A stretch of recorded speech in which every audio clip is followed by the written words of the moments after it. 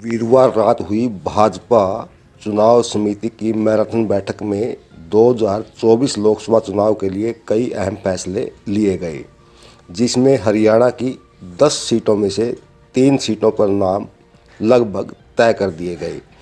2019 के चुनाव में भाजपा ने हरियाणा की सभी 10 लोकसभा सीटों पर जीत हासिल की थी। इस बार 2024 के चुनाव में भाजपा ने गुड़गांव से राव इंद्रजीत सिंह, फरीदाबाद से कृष्णपाल गुर्जर, सिरसा से सुनीता दुग्गल को फिर से मैदान में उतारने का फैसला लिया है। भिवानी महेंद्रगढ़ सीट से धर्मवीर सिंह या केंद्रीय मंत्री भूपेंद्र यादव में से किसी एक को मौका दिया जा सकता है।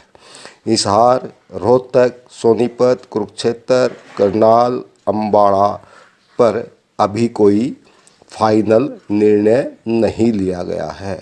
हिसार से सांसद विजेंद्र सिंह का टिकट कटा तो कुलदीप बिश्नोई या पूर्व वित्त मंत्री कैप्टन अभिमन्यु को मौका मिल सकता है। अम्बाड़ा से पूर्व सांसद रतनलाल कटारिया की पत्नी बंतो कटारिया या हाल ही में भाजपा आप छोड़कर भाजपा में आए कांग्रेस के पूर्व प्रदेश अध्यक्ष अशोक तंवर को भी मौका दिया जा सकता है।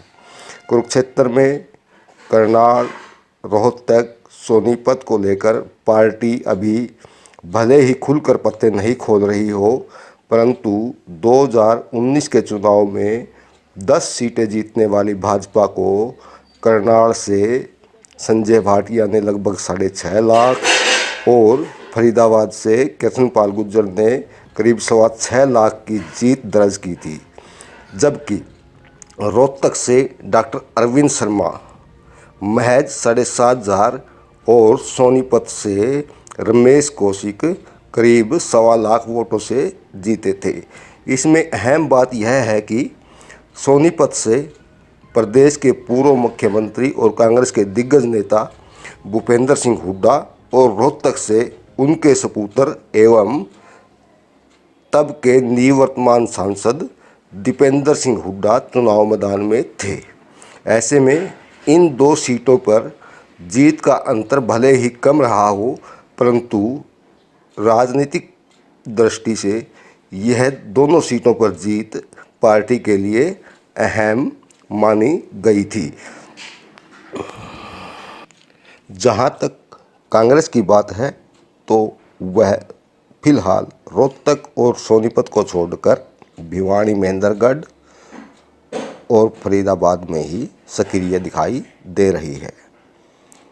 रोहतक से पूर्व सांसद एवं राज्यसभा सांसद दीपेंद्र सिंह हुड्डा फिर से मैदान में उतर सकते हैं। सोनीपत से यदि भूपेंद्र सिंह हुड्डा चुनाव मैदान में नहीं उतरे तो उनकी जगह पार्टी को नया चेहरा तलाश करना पड़ेगा। भिवानी में पूर्व सांसद श्रुति चौधरी के अलावा पूर्व मंत्री